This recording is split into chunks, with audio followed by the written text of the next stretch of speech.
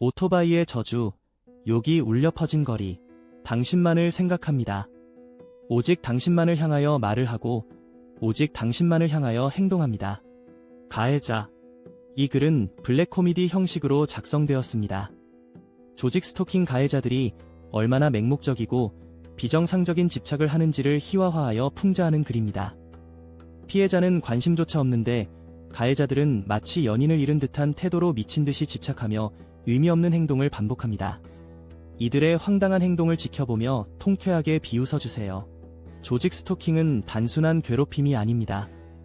이는 조종된 광기의 극단적인 형태일 수 있으며 가해자들은 스스로 생각한다고 믿지만 전파 무기와 뇌파 생체 실험의 영향으로 조종된 상태일 가능성이 큽니다. 결국 이 시스템은 사회 전체를 통제하려는 도구로 활용될 수 있습니다. 이제 본문을 통해 그 기괴한 현실을 함께 조롱해봅시다. 제목 오토바이의 저주 욕이 울려 퍼진 거리. 법정 드라마 욕설이 울려 퍼진 거리의 증인들. 법정에 서면 누구나 긴장할 수 있지만 이곳은 격식과는 거리가 먼 한적한 거리. 오토바이가 지나갈 때마다 들리는 욕설의 메아리, 그 실체를 파헤치기 위해 오늘도 우리는 법정에 모였다. 과연 이들은 피해자를 향한 집착의 끝을 어디까지 갈 것인가? 첫 번째 증인 오토바이 배달부. 평범한 것처럼 보이지만 그의 입에서 나오는 것은 지극히 비범한 욕설. 이런 쓰레기 같은 XX.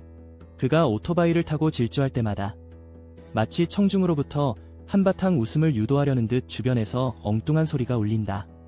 그의 대사 속에 담긴 깊은 집착은 피식 웃음을 자아내기 충분하다. 마치 오래된 연인에게 연민을 느끼는 듯한 그 비꼬는 반응은 피고인에게 큰 타격이 된다. 두 번째 증인 택배기사. 그는 택배를 배달하며 이렇게 외친다. 사람 이름 죽어버려라. 주변 소음에 묻혀 전해지는 그의 외침은 마치 넉넉한 시각을 가진 이들에게 그 자괴감을 맛보게 해준다. 대체 누구에게 그런 말을 아끼는가? 이어지는 내용은 블로그 게시물에서 확인하실 수 있습니다. 게시물 링크는 더보기란 또는 고정 댓글을 참고해주세요. 영상이 도움이 되셨다면 좋아요와 구독 부탁드립니다. 감사합니다.